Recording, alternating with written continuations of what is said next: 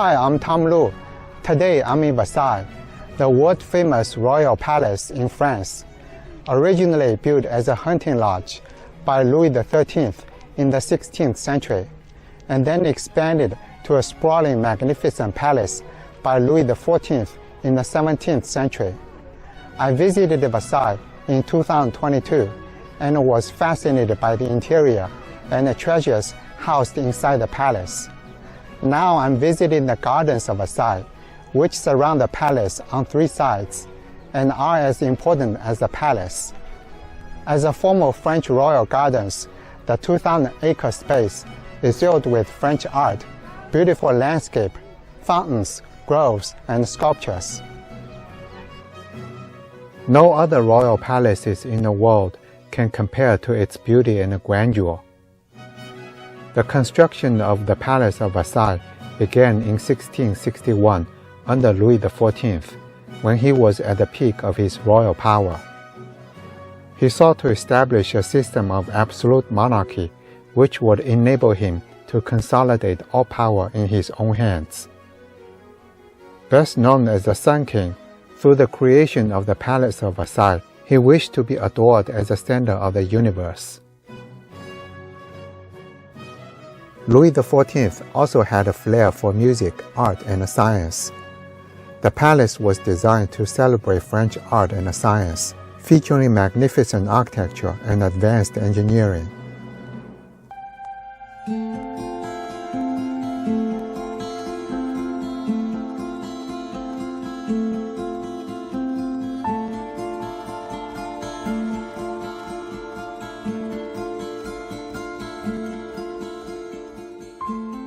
Today, we marvel at the Palace of Versailles as a masterpiece of French Baroque art and architecture, the glory of French civilization.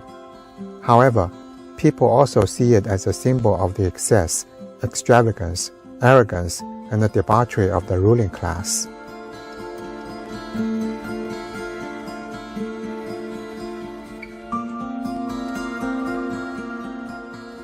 Sitting 15 miles from Paris, the Palace of Versailles and its gardens encompass 1,976 acres, the largest royal estate in the world.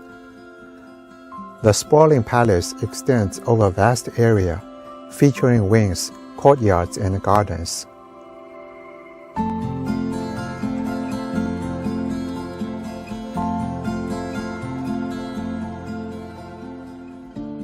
Inside the palace, there are 2,300 rooms, including kings and queens' apartments, galleries, a royal chapel, and an opera house.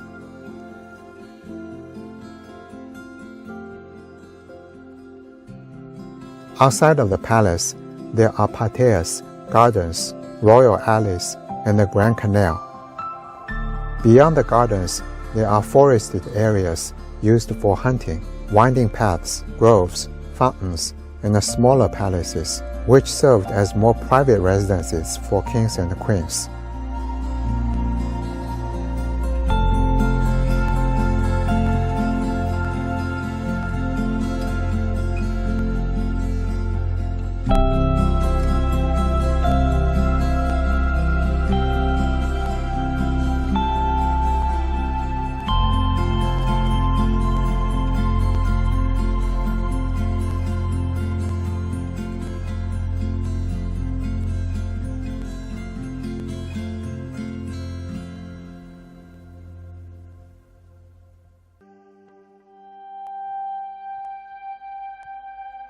The architecture of the Palace of Versailles fashioned French Baroque classicism. Versailles' architectural features and garden designs were pioneered in Europe, allowing palaces of other nations to emulate them.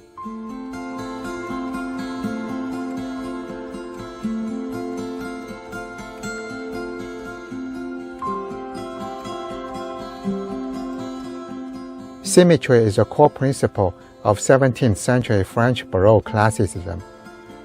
Louis XIV used it as a symbol of absolute power, order, and divine right.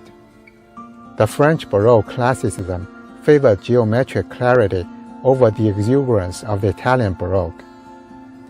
The architects applied mathematical precision to both gardens and the palace. The central axis extends from the Court of Honor through the palace, the gardens, and all the way to the Grand Canal, a total distance of 2 miles. It represents a line of power. Mirrored wings, parterres, and the baskets provide visual harmony. Trees were planted in perfect rows and shapes. Fountains activate in synchronized sequences. The Grand Canal is a Latin cross, symbolizing Christian dominion and global reach. The gardens are perfectly symmetrical and geometric. Visitors are often overwhelmed by the perfection of its design.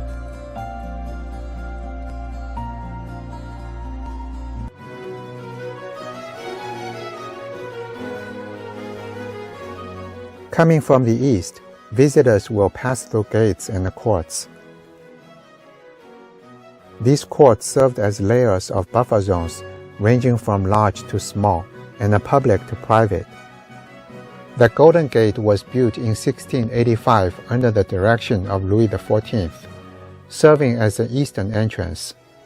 This wrought iron gate is gilded with real gold and adorned with 24-karat gold leaf. The central motifs include a royal coat of arms, 2 interlaced L's for Louis, and a fleur-de-lis crown and a sun mask. 2 vivid trophy sculptures flanked Golden Gate. They were built in 1685 by the French sculptor François Lespingola. The trophy of land arms on the left symbolizes victory on land. A wind goddess appears to ride on the back of a man, holding a laurel wreath in her left hand, which symbolizes victory.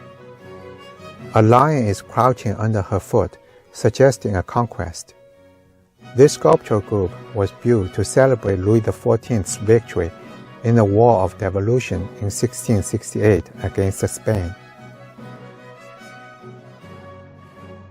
The trophy of naval arms on the right also depicts a wind goddess holding a laurel wreath, symbolizing France's growing navy and colonial ambitions. Her foot is set on an eagle with a cherub on her side. These allegorical sculptures and the Golden Gate are the first objects that visitors will encounter. Together, they create the themes of military triumph and the glory of power.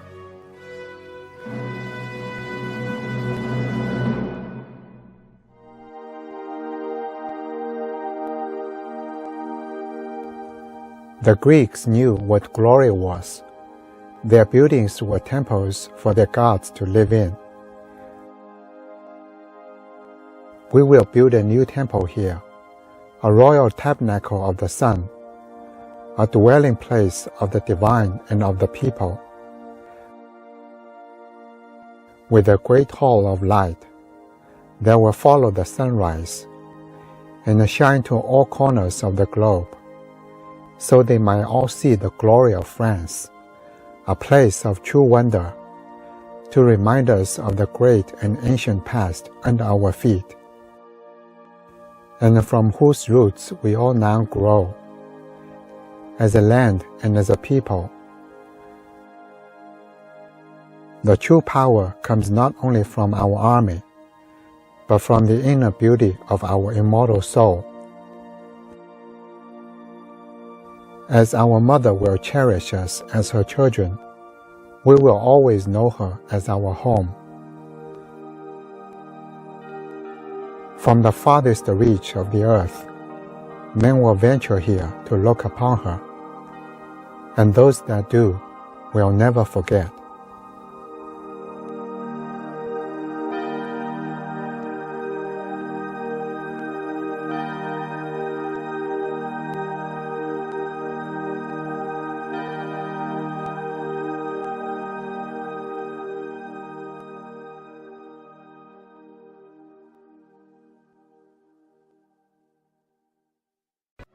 The construction of the Palace of Versailles began in 1661. France's most renowned architects, sculptors, craftsmen, and artists were hired to work on it. In 1682, Louis XIV began moving his entire court to Versailles to centralize his power. There were 3,000 residents, including the king and the queen, members of the royal family, government ministers, aristocrats, diplomats, civil servants. Versailles became the de facto capital of France.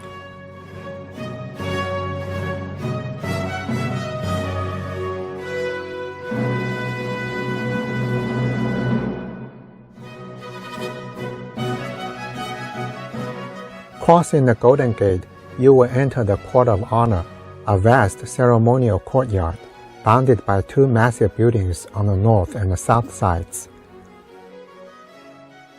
They were built in the 1680s to house the king's government ministers. The Court of Honor is not only beautiful and elegant, but also serves as a psychological theater. When foreign ambassadors arrived, they had to cross this enormous space, watching the palace loom larger and larger, feeling Louis XIV's power before they even saw him.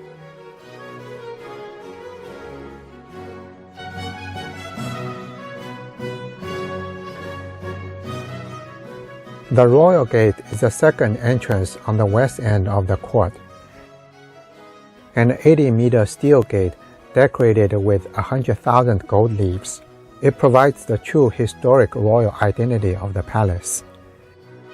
Every visitor who passes under this symbol of the French monarchy is ablaze in gold. The Golden Gate is composed of wrought iron grillework topped by fleur-de-lis, the symbol of the French monarchy.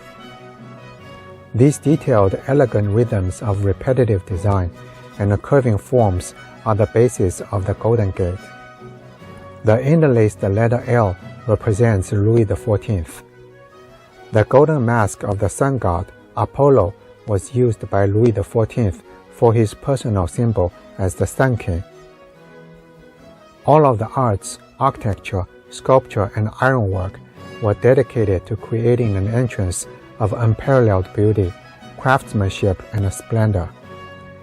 Every detail was intended to glorify Louis XIV.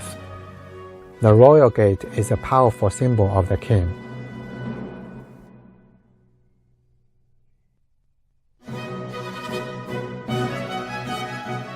On either side of the gate stand allegorical marble groups, primarily created in the late 17th century. The goddess of abundance on the left appears to sit on the back of a man with a cherub on her side. Her foot rests on a bundle of wheat.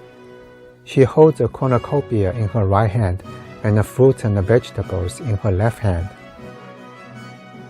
The whole image symbolizes abundance and nourishment. The goddess of peace on the right holds a caduceus with wings and two intertwined snakes, which symbolizes messengers, commerce, and negotiation. Her right hand holds a war trumpet pointed downward, suggesting the war is over.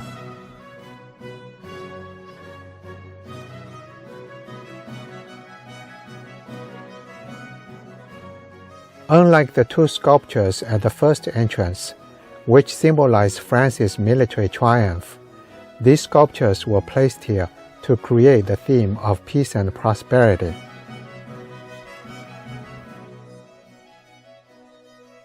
Behind the gate, there's a Gabriel pavilion. The facade of the pavilion is inscribed, "To all the glories of France."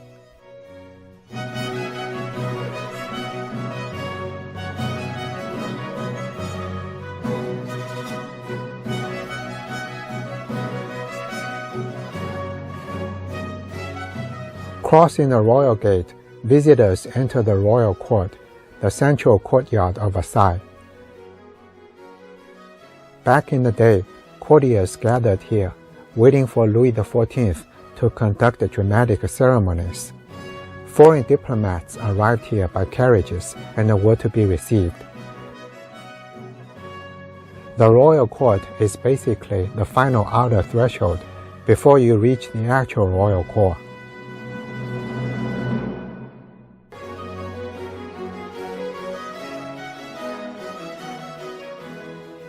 The marble court represents the heart of the Palace of Versailles. It got its name from its black and white marble tiles that adorn the terrace floor, a clean open central space that draws your eyes straight up toward the facades. The buildings rising around the courtyard have a strong geometric, theatrical look. Symmetrical facades with classical decoration.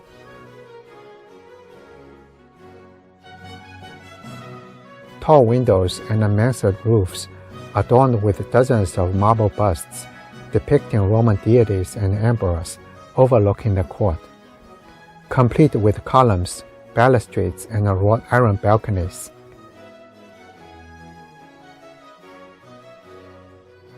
This is an actual royal dwelling containing apartments of the royal family, kings, queens, princes, and princesses.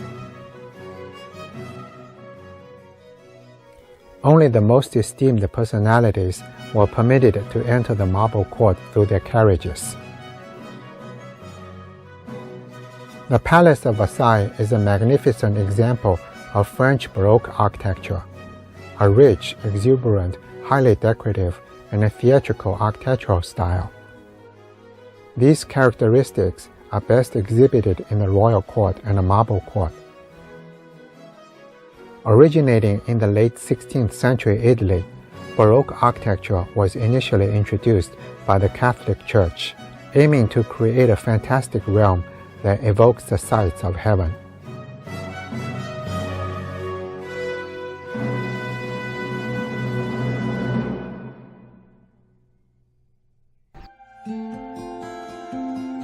Created during the reign of Louis XIV in the 17th century, the gardens of Versailles are the key component of the royal residence.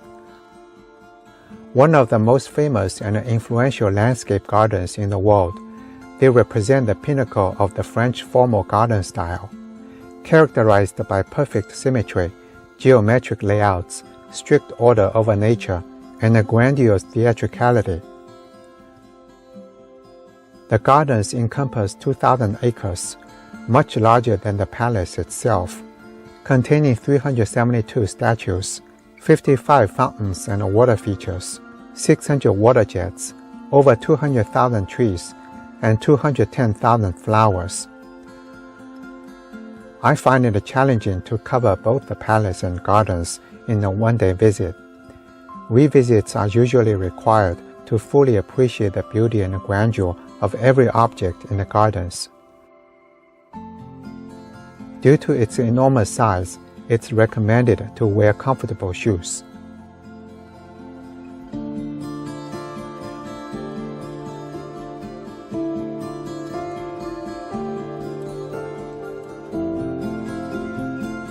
The garden tour begins with the water parterres, two large rectangular pools situated directly in front of the palace facade.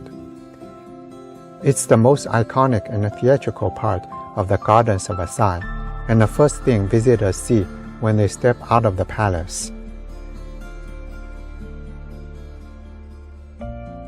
An ensemble of bronze sculptures lining the side of the poles is the most striking feature.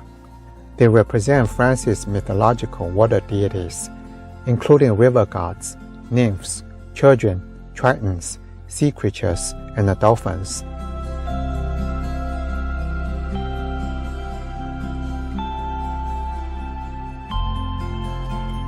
The reclining river gods and goddesses are in the classical Roman style. Every sculpture is gilded, so they sparkle dramatically when the sun hits them.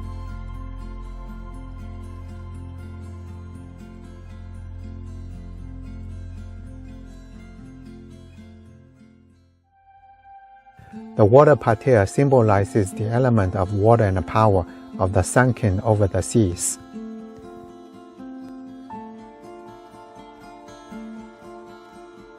When you stand on the palace terrace and look down, these 24 gleaming bronze sculptures create a perfect frame for the two mirror-like pools, reflecting the entire facade of Versailles, making it one of the most powerful and beautiful sights in the garden history.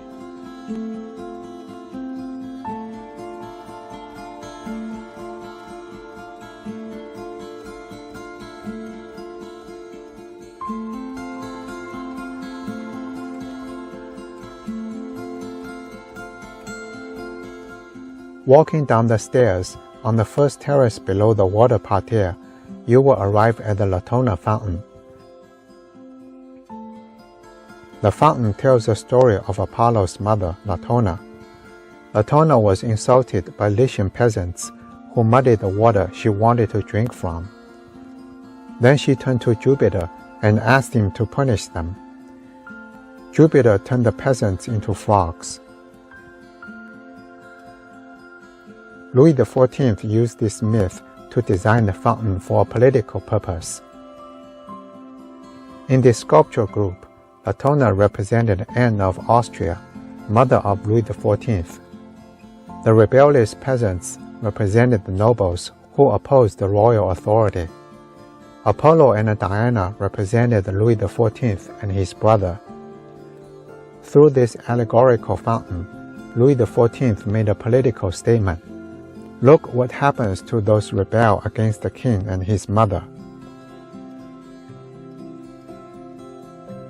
The central figure is Latona, a marble statue standing 7.8 feet tall atop a high pyramid facing the sky, protecting her two infants. 4 tiers of circular marble basins rising in steps like a wedding cake. Around the lower basin, 24 large bronze frogs and 6 half-human, half-frog Lycian peasants in various stages of transformation, some still shouting defiance, others already fully frogs. The Latona fountain is not just beautiful, it was a propaganda in marble and bronze, a permanent reminder that rebellion against the Sun King ends with croaking in the mud forever.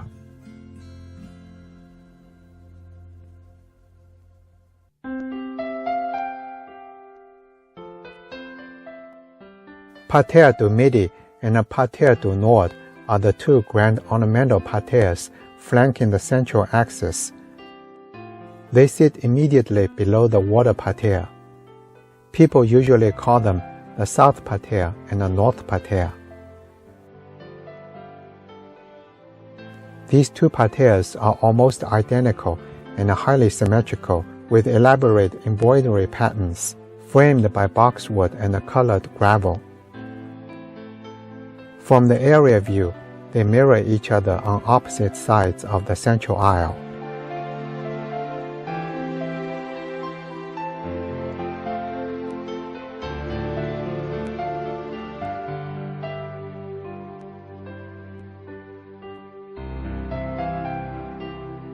(1,100 feet long and 131 feet wide), the green carpet is the long, perfectly trimmed lawn strip that forms the backbone of the gardens of Versailles.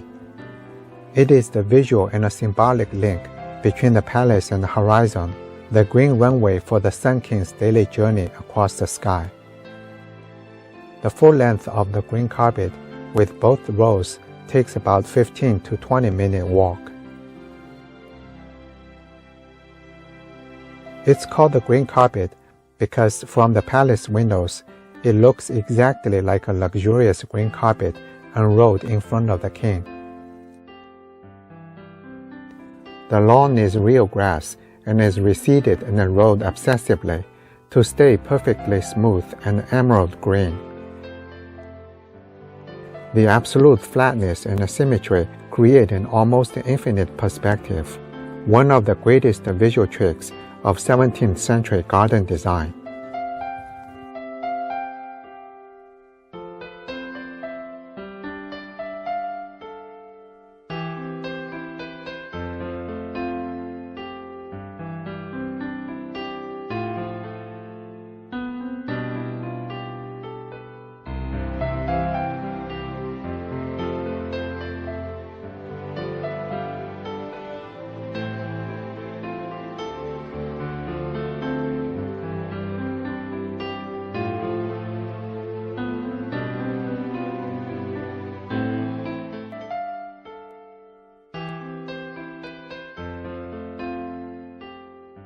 The green carpet is flanked by two pathways on both sides, known as Royal Alley.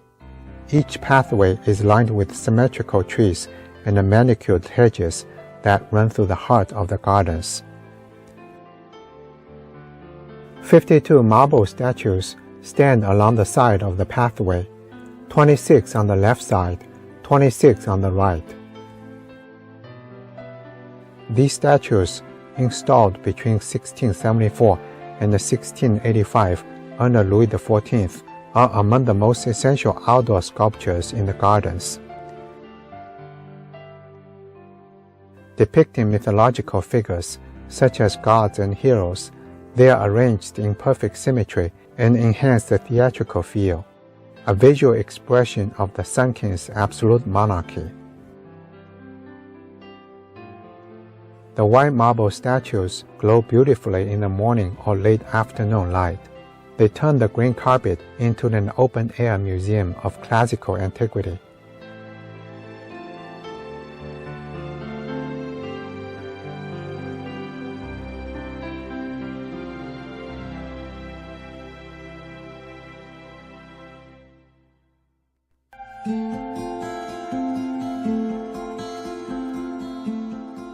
The Chariot of Apollo is Versailles' most spectacular fountain, situated at the very end of the central axis, exactly where the green carpet meets the Grand Canal.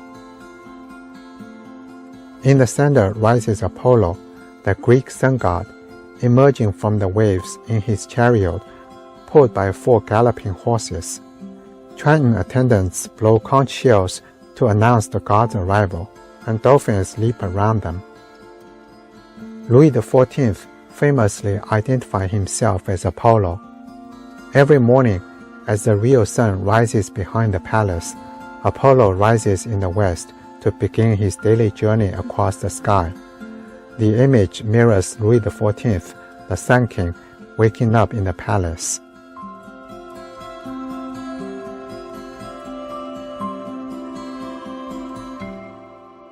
The space from the palace to the Chariot of Apollo fountain represents the daily path of Louis XIV.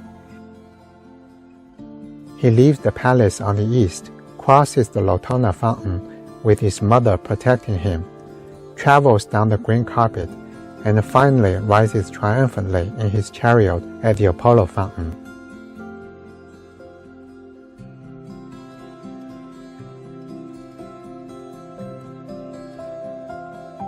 The gardens of Versailles are not only the most magnificent royal gardens ever built, but also serve as a perfect piece of royal propaganda for their symbolism. In 1979, the palace and the gardens of Versailles were designated a UNESCO World Heritage Site. It was one of the very first French sites to be listed. UNESCO describes it as an outstanding example of the French royal gardens, an ultimate expression of French classical royal residence and landscape design in the 17th and 18th centuries.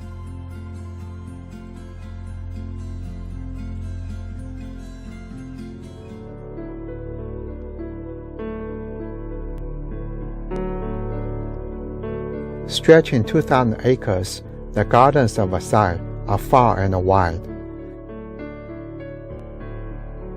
Visitors will find it too big to cover in a single trip.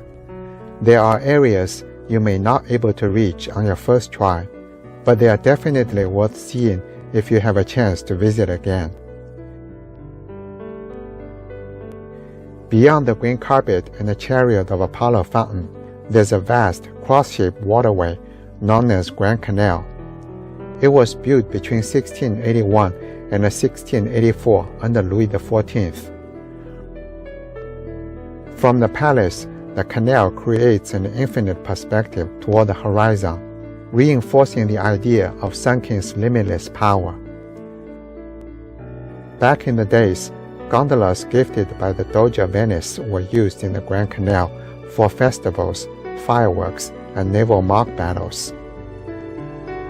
The cross shape evoked the royal fleur-de-lis and the Christian cross, while the canal represented the king bringing order to nature. When you stand on the terrace of the palace and look down the Grand Canal toward the setting sun, you are seeing exactly the view Louis XIV wanted the world to remember. Absolute power stretching to the horizon.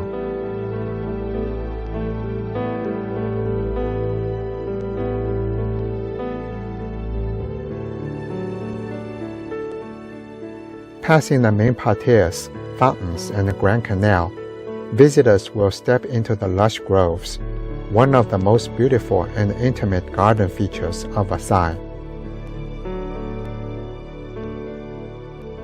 There are hidden theatrical gardens within the gardens, intimate enclosed spaces surrounded by high hedges, each within its own theme, fountains, cascades, sculptures.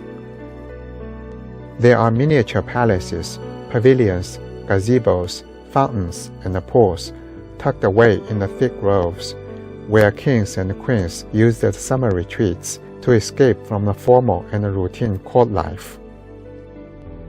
These palaces and gardens are smaller and less grandiose than the main palace and its parterres. However, they are equally stunning, offering a more private and intimate feel and often telling different stories about French royal life. The quintessential aesthetic art of French gardens is best exhibited here. This fairyland is planted with trees and shrubs, meticulously trimmed and clipped into various geometric shapes and forms, complementing the elegant miniature palaces, houses, courtyards, fountains, and pathways in between.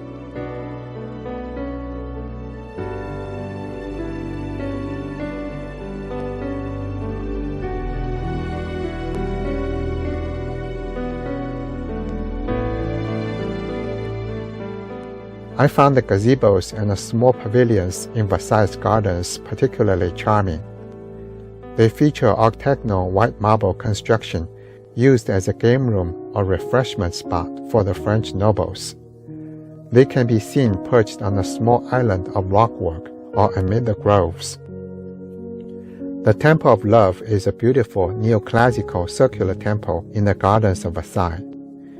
Built in 1778 for Queen Marie Antoinette as a private retreat, it features 12 coral-themed columns, a marble dome, and a statue of Cupid within, symbolizing love and affection. It's the most romantic spot in the gardens of Versailles.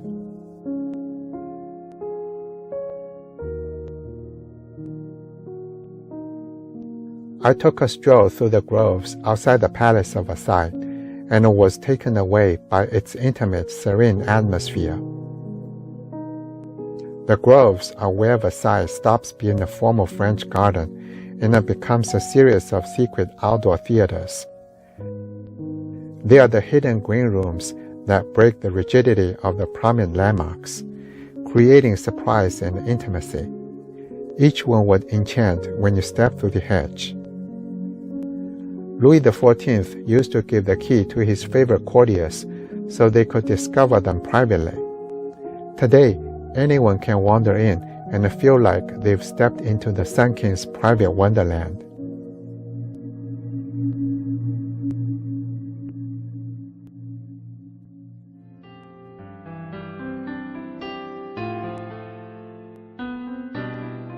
The Grand Trianon is a beautiful palace located in the northwestern part of Versailles. It is often called the Pink Marble Palace because of its distinctive pink marble facade and columns. It's a single-story building with an elegant classical design, featuring famous pink Languedoc marble and porphyry columns, and surrounded by formal French gardens. A long colonnaded walkway connecting two wings was inspired by the Italian Renaissance style. Built in 1688 under Louis XIV, it served as a private retreat for the Sun King, away from the rigid court etiquette of the main palace of Versailles. He used it to escape formality and spend time with his mistress, later secret wife, Madame de Maintenon. The Grand Trianon is less crowded. Many people love it for its calm atmosphere and stunning architecture. It's one of the most charming and elegant parts of Versailles, definitely worth the walk from the main palace.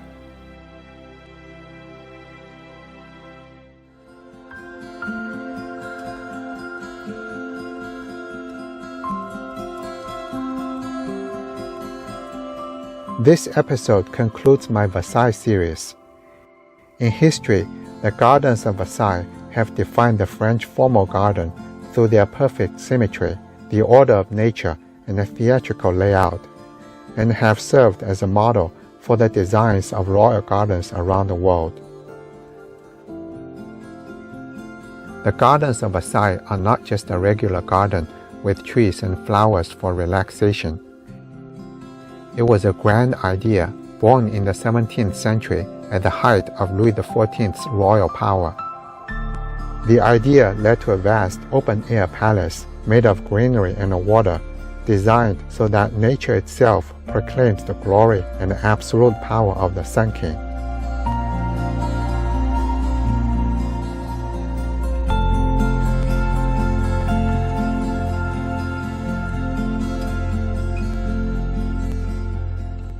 In the next episode, we will take a look at the Louvre, another national treasure of France. Suppose Versailles makes Paris the beacon of Europe, then it's the Louvre that makes it the cultural capital of the world.